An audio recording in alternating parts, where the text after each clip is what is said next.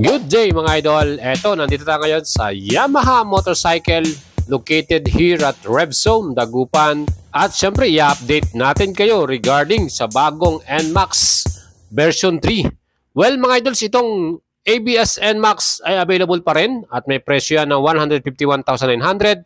Ang bagong standard version naman, 2025 model, ay may presyo naman ng 155,900 pesos. At para naman sa ating TechMax na may presyo naman na 175,900. Mga idol, ang ating update sa inyo, magkano nga ba ang installment nito pag kayo bumili ngayon sa Yamaha? At siyempre, magkano rin po ang ating babayaran pag cash payment? Ayan po mga idol, ang ating bagong update sa inyo. And here at Guanzon, Yamaha RevZone, Dagupan City, dito marami tayong mga model ng Yamaha motorcycle, lahat na po. From big bikes and small bikes ay mabibili mo dito. Siyempre may mga promo din sila. At itong ating aabangan nga dito, ang bagong NMAX TechMax. Yan po ang newest model, version 3, na may presyo na 175,900. At ang isa pang model na ating aabangan dito, yung standard version naman, na mayroon namang presyo na 155,900. At siyempre mga idols, kung kayo po ay nagpa-reserve sa atin, swerte po yung mga nauna, no? Yung mga nagpalista ng nauna. Dahil for sure, tinatawagan na po kayo ngayon ng mga Yamaha Guanzon Store para i-update kayo regarding sa pagdating po ng unit sa kanilang mga branch or store. Ano? At siyempre itong ating update sa inyo ay ibibigay naman natin sa inyo kung magkano ba ang installment price. Anyway mga idols, ang bagong Yamaha NMAX standard version ay may dalawang color na choice. Yan po ang color black at light gray. At para naman po sa ating TechMax version, dalawang kulay din ang pagpipilian natin. Meron din tayong black color at dark magma. So yan po ang mga color na available. At ito nga, meron nag-post na nakasakay na sa truck, no? Yung mga delivery truck ng Yamaha Philippines. Yan po ay located sa Batangas. So makikita nyo, yan po ay almost ready na i-deliver sa mga Yamaha store sa atin sa Pilipinas, mga idol. And kung kayo may bibili by installment, ang down payment po ng Yamaha TechMax na 175,900 ay 41,800 at 3 years to pay naman almost 7,700 to 800 yan. Depende na rin sa kasa. No? Yan po yung ating range ng presyo. Pwede po magbago yan anytime sa any kasa na pupuntahan ninyo. Pero yan po yung ating down payment. Sa namang standard, 26,800 ang down payment at 7,000 plus din, 7,200 to 300 yan. Yan po ang ating pinaka-installment quotation. Kung kayo po ay gusto mag-apply ng installment mga idols, let me know at tutulungan natin kayo at i-repair natin kayo dyan po sa Guanzon, Yamaha Store. Ano?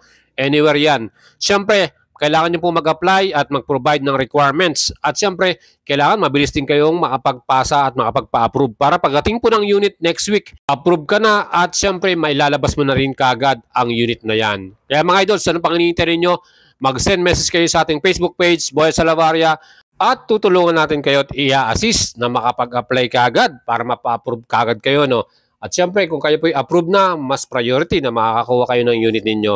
Again, ang ating update po, very limited lang ang TechMax version. Sa standard, okay po yung unit niya. Pero pagdating sa TechMax, yan po yung medyo mahirap po kasi kakunti lang din ang available para sa TechMax. So yung standard version, marami yan. So pwede tayong makakuha dyan, walang anytime.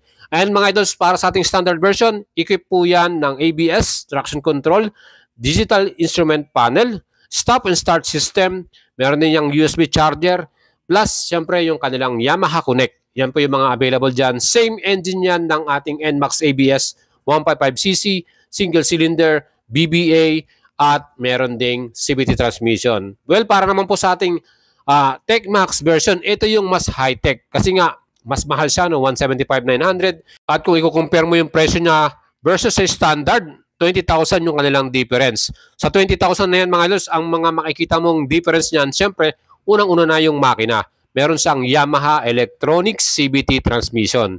Yan yung meron tayong riding mode at meron din tayong extra push, acceleration, extra yan. Mayos ang ating ilaw, siyempre, lahat po yan ay LED. Front headlight natin, naka-projector lampa, malinaw at mas illuminated pa yung ating ilaw dito. No? Pagdating naman sa likuran, yan din po ay LED from the tail light and yung ating mga flasher o signal light. Well, para naman po sa ating pinaka-display, yan po ay naka-dual display na. Fully digital panel. Para sa ating TechMax, sabi nga nila, TFT colored pa yan. So makikita natin, mas informative at mas maganda pa ang ating TechMax version. Siyempre, sabi ko nga sa inyo, meron tong riding mode, S mode at T mode. Aba mga idols, extra push po yan. Siyempre, mas maganda po ang push pagka naka-S mode tayo or sport mode. Pag naman tayo naka-T mode, yan yung regular riding experience natin. So, hindi siya ganun ka-aggressive or kalakas yung acceleration. Pero pag sa sport mode, mas malakas yan. Mas malakas yung hataw at hatak niyan. So, yan po yung pagkakaiba nilang dalawa, no? And siyempre, mas matipid sa gas pagka naka-T-mode version. At ang bagong TechMax din ay equipped din ng Garmin Navigation Ready. So, kailangan nyo pang i-apply yan. So, yan po yung kagandahan. Plus, equipped din ito ng smartphone connectivity, yung kanilang Y-Connect. So, pwede na natin makita yung ating messaging, yung email, at siyempre, pag may calls tayo, no? So, yan po yung kagandahan pagka naka-TechMax kayo. Fully loaded ang ating NMAX na yan. Well, para naman po sa ating iba pang mga specs and features, especially itong ating pinaka-dashboard, ano, bago din yung kanyang mga switches and button. Equip pa rin ito ng stop and start system. Meron tayo dyan sa standard at meron din tayo sa TechMax version. At ang pagkakaiba nga nila dito sa left handlebar, nandyan na yung ating mga switches and button gaya nitong shifter natin. So yung shifter na yan, yan yung merong low, high, and medium. So pwede nating gamitin yan lalo na kung nag-accelerate tayo paakyat, ano. So makakaroon tayo ng extra push or extra acceleration. Ang ating gas dito ay 7.1 liters. Fuel capacity, siyempre unleaded dyan. At ang ating namang pinaka mileage, 42 km per liter. So yung mga compartment natin, meron pa rin tayong bulsa, no? Pwede natin ilagay yung mga personal belongings natin dyan. So itong ating NMAX TechMax, yan din po ay naka-keyless system at meron tayong remote. Same din sa ating standard, naka-keyless din yan. At itong kagandahan dito, in-improve na rin yung USB charger. Ngayon po ay Type-C na. Before kasi, ang ating USB charger, naka-socket charger lang, ano? Kailangan nyo pa ng adapter. Ang kagandahan dyan, pwede na nating may charge yung cellphone natin. Very easy and convenient sa ating mga rider.